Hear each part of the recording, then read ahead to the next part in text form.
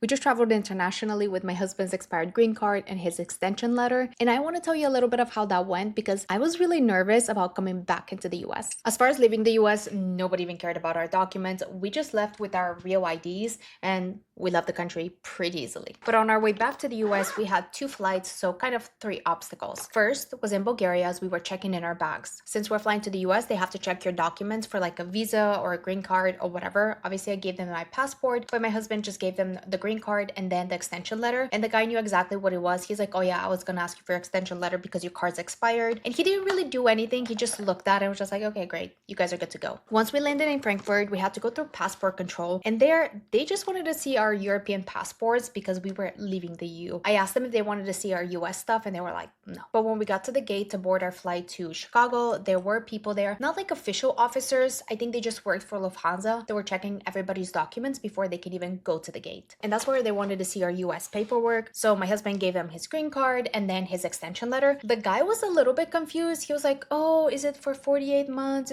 I'm like, no, it says right here it's for 4 years. He's like, oh, okay. How long were you guys gone? And we're like 3 weeks. And then he's like, oh, so you did leave the US while it was expired. We're like, yeah.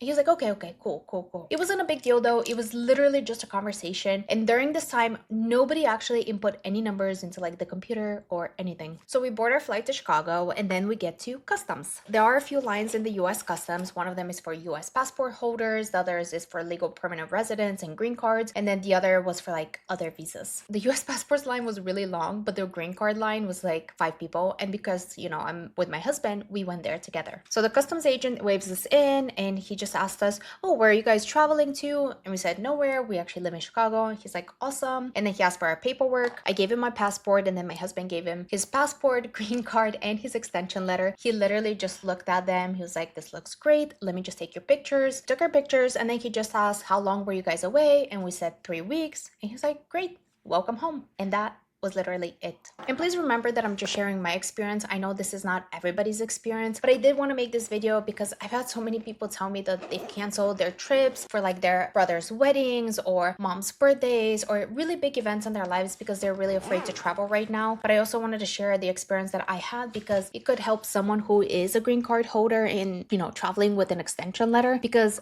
I know I was very nervous about us coming back to the US, but luckily it was all okay. So if my story kind of helps lessen that anxiety for you, then that is enough for me to make this video.